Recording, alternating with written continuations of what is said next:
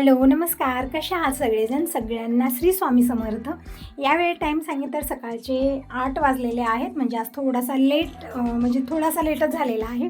कारण का मी आज दीपक दिनेशला व्हिडिओ कॉलवरती बोलत होते. सकाळी 7 वाजता त्यांनी व्हिडिओ कॉल केलेला आहे. दोघेही जुळलेले होते आणि 1 तास कसा गेला बोलण्यामध्ये समजलं नाही. दिनेशचे तरी मस्ती मजाक चालूच असतं, त्यामध्ये तरी वेळेचं भानच राहत नाही. छान वाटलं. आज ना दीपक दिनेशपासूनच दिवसाची सुरुवात झालेली आहे आणि खरंच मला खूप छान वाटत होतं. सणावारा दिवशी मुलं जेव्हा दूर असतात ना त्यावेळेत असं होतं ना, म्हणजे सगळ्यांचंच असंच असेल की आपण मुलांना खूप मिस करतो आणि व्हिडिओ कॉल किंवा फोन कॉलवरती त्यांच्याशी बोलणं अगोदर होतं आणि मग दिवसाची सुरुवात होते. तसंच झालेलं आहे. तर आजचा वार सांगितलं, आजचा वार गुरुवार आहे. तारीख आहे 19 मार्च आणि आज आहे गुढीपाडवा. तर सगळ्यांना गुढीपाडव्याच्या खूप खूप शुभेच्छा. आणि सगळीकडे बोलण्याची पद्धत वेगळी. सण तेच असतं, फक्त त्याला नाव मात्र वेगवेगळे दिले असतात. आता आम्ही गुढीपाडवा म्हणतो, आता उगादी पण म्हणलं जातं, कुठं काय असं म्हणलं जातं, पण आम्ही गुढीपाडवा म्हणतो. आणि आज नवीन दिवसाची सुरुवात, नवीन वर्षाची सुरुवात झालेली आहे. तर सगळ्यांना नवीन दिवसाच्या, नवीन वर्षाच्या खूप खूप शुभेच्छा. तसं तर कॅलेंडरच्या हिशोबानं आपण बघितलं तर नवीन वर्षाची सुरुवात आपली तेव्हा झालेली आहे, पण खरी दिवसाची सुरुवात आणि खरी नवीन वर्षाची सुरुवात हे गुढीपाडव्यापासूनच होते. आणि आज स्वयंपाकामध्ये पुरणपोळी बनणार. तर त्याच्यासाठी मी कुकरला डाळ लावलेली आहे पुरण बनवण्यासाठी आणि देवपूजा पण मी आज लवकरच केलेली आहे.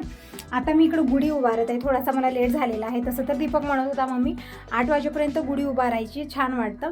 खरंच आहे त्याचं, पण त्याच्याशी बोलणं, परत देवपूजा अगोदर करायची होती. देवपूजा झाली म्हणजे कुठलीही कामं बघा देवपूजापासून व्हावी. अगोदर आपली रोजची देवपूजा, मग त्यानंतर जी ही पूजा करायची आहे, जे काही करायचं आहे ते करायचं असतं. तर देवपूजा झाली, डाळ लावलेली कुकरला. जोपर्यंत की डाळ शिजेल तोपर्यंत मी गुढी उभारते. आज मदतीला कोणी नाही आहे. वर्षाला दीपक दिनेशाचे कामं करत असतात, पण आज दीपक दिनेशही नाही आहेत घरी आणि दिनेशचे पप्पाही आलेले नाही. तुम्ही म्हणतही होता जेव्हा मी शॉर्ट व्हिडिओ अपलोड केला तेव्हा त्याच्यावरती कमेंट होते की ताई तू एकटीच करत आहे, दादा मदतीला आले नाही आहेत का? तर त्यांनाही आज ना खूप जास्त कामं आहेत त्यामुळे ते आज घरी यायला खूप लेट केलेले होते आणि गुढी मला लवकरच उभारायची होती, कारण लेट झालं तर ठीक वाटत नाही. तर इकडे साडी घेतलेली आहे आणि मोठी मी काठी घेतलेली आहे. काठीला अगोदर मी पुसून गंध लावून घेतलं, म्हणजे पूजा करून घेतलेली आहे. आणि वर्षाला जी काठी असते ना छोटी असते, तर तुळशीपाशीच आम्ही उभारतो गुढी, पण यावर्षी मला ती भेटलीच नाही, त्यामुळे खूप उंच मला भेटलेली आहे. हेच घेतलेले आहे, खूप उंचावरती आहे. तरी पण आता बघूया कसं मी करणार आहे. तर इकडं साडी मी नेसवलेली आहे गुढीला आणि तांब्या घेतला. तांब्याची अगोदर मी पूजा करून घेतली आणि तांब्या अशा प्रकारे गुढीला मी हे केलेलं आहे. आणि हे जे लिंबाचा फाटा आहे, फुलं आहेत, फुलं मी वेगवेगळे करून घेतले, कारण आता वेगळा फांदा कोणी आणलेला आणि एकच दिलेली, शेजाऱ्यांच्या ताई आणून दिलेले आहेत ते. आणि ते लिंबाचे झाडे भरपूर आहेत, पण खूप उंचावरती आहेत, मला ते पोहोचणार नाही आहेत. तर एक दिलेले, त्यामधले फुलं जे होते ना ते मी फाटे काढून घेतलेले फुलाचे, कारण आता लिंब बनवायचं आहे मला. आणि जे फाटा आहे ना लिंबाचा ते मी इकडं गुढीला लावलेला आहे. परत इकडे हार घातलेले आहेत. फुलाचा गजरा कालच बनवून ठेवलेला होता, मोगऱ्याचा गजरा आहे हा. तर हे गजरा पण मी गुढीला वाहिलेला आहे. तसं तर फुलाचा हार आणतो म्हणत होते, पण त्यांना यायला आज खूप लेट होणार आहे. तोपर्यंत मी गुढीची पूजा करून घेते, कारण वेट करण्यामध्ये भरपूर लेट होणार होता. म्हणून मी जे हार बनवलेला होता ना तेच मी हार इकडं गुढीला वाहिलेला आहे. आणि लिंबाचे फांदा आणि हे साखरेचा जे हार आहे ना ते मी 2 घातलेले आहे. तर अशा प्रकारे मी गुढीची पूजा केलेली आहे. आता गुढी उभारूया. तर तुळशीपाशी तर जमणार नाही आहे, कारण खूप उंच आहे लाकूड, त्यामुळे मी गेटच्या बाहेरच इकडं गुढी मी उभारणार आहे. म्हणून मी गेट काढलेलं आहे बाहेरचं आणि बाहेर नेऊन इथं मी झाडाला बांधते. म्हणजे आज हवा पण खूप जास्त आहे, त्यामुळे गुढी छान व्यवस्थित मजबूतच मला बांधायची आहे. तर गेट मी काढलेलं आहे आणि इथं बाहेर जे झाड आहे ना, म्हणजे समोर आवळ्याचं झाड आहे, त्यावरती मोगऱ्याचं वेल गेलेलं आहे तर त्या झाडाला मी गुढी जे आहे ना बांधलेली आहे छान व्यवस्थित. आणि इकडं रांगोळी मी सकाळी छोटीशी काढलेली आहे. आता मला इकडं परत रांगोळी काढायची आहे. म्हणजे सकाळी कसं सगळी पारशी कामं झाली, पाणी शिंपलं आणि छोटीशी रांगोळी काढून घेतलेली आहे. आता गुढी इथं उभारलेली आहे, तर इथं मी थोडंसं पाणी शिंपून ती जागा स्वच्छ करून घेतलेला आहे आणि आता रांगोळी काढून घेते. आणि तुळशीपाशी एक पाट ठेवून तिथं पण मी रांगोळी काढणार आहे, म्हणजे आरतीचं ताट ठेवण्यासाठी, कारण एकदम गेटच्या बाहेर मी आरतीचं ताट ठेवून तिथं कुत्र्यांचा आणि डुकरांचा खूप त्रास आहे, त्यामुळे ठेवता येणार नाही, म्हणून मी तुळशीपाशी ठेवणार आहे. तर इथे एक पाट ठेवले तुळशीपाशी, मी तिथं पण रांगोळी काढणार आहे. आणि जिथं गुढी मी उभारली तिथं पण छोटीशी मी रांगोळी काढून घेतली आणि इकडच्या बाजूलाही मी पूर्ण रांगोळी काढून घेणार आहे. म्हणजे सणावारा दिवशी अशी छान कलरफुल रांगोळी असते ना, छान वाटतं, स्पेशल वाटतं. दररोजची तर आपली छोटी छोटी रांगोळी असते, पण आज म्हटलं थोडीशी छान स्पेशल रांगोळी काढायची. तर इकडं म्हणजे कसं आहे, जागा तितकी व्यवस्थित नाही आहे, एकसारखी नाही आहे, खालीवरी झालेलं आहे इथं. तरी पण मी तशीच रांगोळी इथं काढलेली आहे, थोडंसं पाणी शिंपून म्हणजे एक वेल काढलेला आहे आणि त्यामध्ये मी कलर भरलेला आहे आणि समोर पण मी अशा प्रकारे रांगोळी काढून कलर भरते म्हणजे छान वाटेल, स्पेशल वाटेल. तसं तरी बघा इव्हनिंगला पाऊस तर येणार, रांगोळी पूर्ण धुवून जाणार, तरी पण काही हरकत नाही, जितका वेळ राहिली तितका वेळ असू दे. थोडंसं स्पेशल छान वाटतं, जसं आपण साफसफाई करतो, छान अशा रांगोळ्या काढतो, त्यानंच वाटतं की आज सण आहे, आज असं स्पेशल दिवस आहे. तर इकडं तसं तर आज खूपच स्पेशल दिवस आहे, आज नवीन दिवसाची सुरुवात, नवीन वर्षाची सुरुवात आजपासूनच झालेली आहे. तर इकडं मी अशा प्रकारे ही रांगोळी काढलेली आहे, समोर पाटावरती काढणार आणि सगळं बाहेरचं पूजेचं आवरत होते तोपर्यंत डाळ पण शिजली, म्हणजे कुकरला 2 शिट्या झालेल्या आहेत, गॅस बंद करून आलेले आहे. तर बघू शकता इकडे मी गुढी उभारलेली आहे आणि हे रांगोळ्या पण काढून झालेल्या आहेत. आता लिंब करायचं आहे अगोदर, मला खूप लेट झालेला आहे आज मला, मी जसं तुम्हाला म्हणलं व्हिडिओ कॉलवरती 1 तास मी बोलत बसले सकाळी सकाळी, त्यामुळे खूप लेट झालेला आहे. तर असो, तरी बघू शकता अशा प्रकारे गुढी उभारलेली आहे, पूजा केलेली आहे आणि रांगोळी पण काढली. तर चला आता बघूया किचनमध्ये, आणि अगोदर मी लिंब करणार आहे. तसं तर आज लिंब खाल्ल्याशिवाय काही खात नाही, म्हणजे असं म्हणतात ना लिंब चावल्याशिवाय दुसरं काही खायचं नाही. आणि इकडं संघ टी टेबल ही मी पुसून घेत आहे, रांगोळ्या सांडली त्यावरती, त्यामुळे थोडंसं असं वाटत होतं. पुसून घेतलेलं. हवा खूप भयानक आहे, सकाळपासूनच हवा खूप जास्त आहे, एकदमच वातावरण हे बिघडलेलं आहे. 3-4 दिवस झालं दररोज पाऊस येतो इव्हनिंगला आणि यावेळेस ऊन असतं भयानक आणि हवा पण असते यामुळे.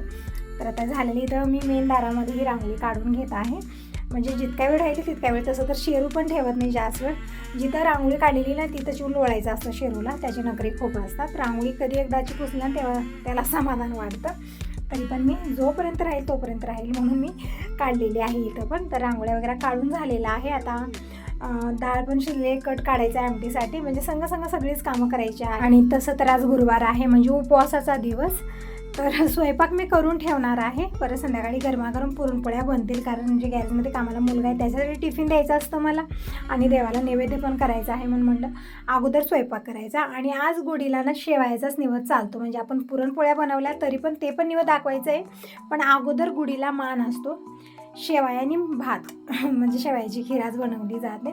तसं तर माझ्याकडे शेवाया नाही, तुम्हाला माहिती आहे, तुम्ही म्हणते होता ताई तुझ्याकडे शेवाया नाहीत, नूडलची खीर बनवते तू, शेवाया बनवून घे. तर तुमचं एकदम बरोबर आहे, मी शेवाया बनवून घेणार आहे, पण आता काठीवरती शेवाया वगैरे करत नाही आहेत, म्हणजे काही करत नाहीत, पापूड, खारुडी, कुरडी, डाळी, शेवाई काहीच करत नाही आहेत आता 12 दिवस. तर तोपर्यंत आता वेट करावंच लागेल, त्यानंतरच आता मी करणार आहे, म्हणून घाई गडबडीत मी डाळीधुळी करत होते, पापड घालत होते.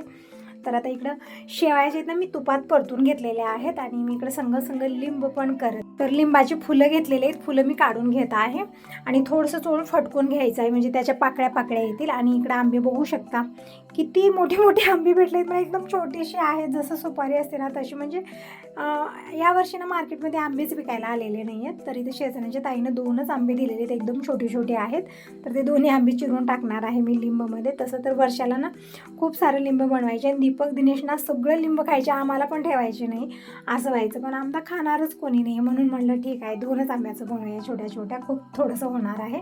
तर इकडे बघू शकता मी लिंबाची फुलं घेतलेली आहेत फटकून मी, आणि फुटाणे म्हणजे डाळवं घेतलेलं आहे, आपण हरभऱ्याची डाळ भिजवून ठेवली रात्री आणि ते पण घेतली तरी पण चालतं, पण डाळ काही मी भिजवलेली नाही आहे म्हणून डाळवं घेतलेलं आहे.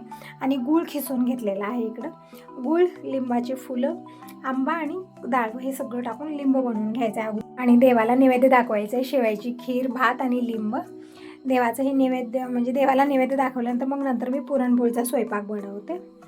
तर इकडं डाळवं घेतलेलं आहे एका वाटीमध्ये, गूळ टाकलेला आहे खिसून यामध्ये, आणि हे जी लिंबाची फुलं आहेत आणि आंब्यावरची साल काढून आंबा बारीक चिरून घ्यायचा आहे. आणि इकडं पूजेची ताटली, आरतीची ताटली हे सगळं ठेवलेलं आहे मी, म्हणजे आरतीची ताटली तयार करायची आहे आणि पूजा झाल्यानंतर ही ताटली मी अशी ठेवली, फुलं पण ठेवलेत म्हणजे आता गुढीची पूजा करण्यासाठी. अगोदर मी नैवेद्य बनवून घेते.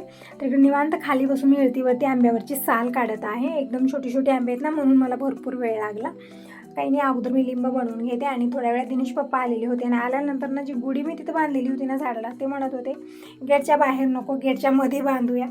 परत तिथली गुढी काढून गेटच्या मध्ये त्यांनी बांधली आणि मग मी नंतर पूजन केलं. मग मी म्हणलं एक वेळा गुढी उभारलेली आहे आता ते चेंज करू नका, तरी पण म्हणत होते पूजन झालेलं नाही ना त्यामुळे आपण इकडं बांधूया, म्हणजे तिथं त्यांना तितकं व्यवस्थित वाटत नव्हतं बाहेर, म्हणून त्यांनी गुढी गेटच्या मध्ये बांधलेली होती.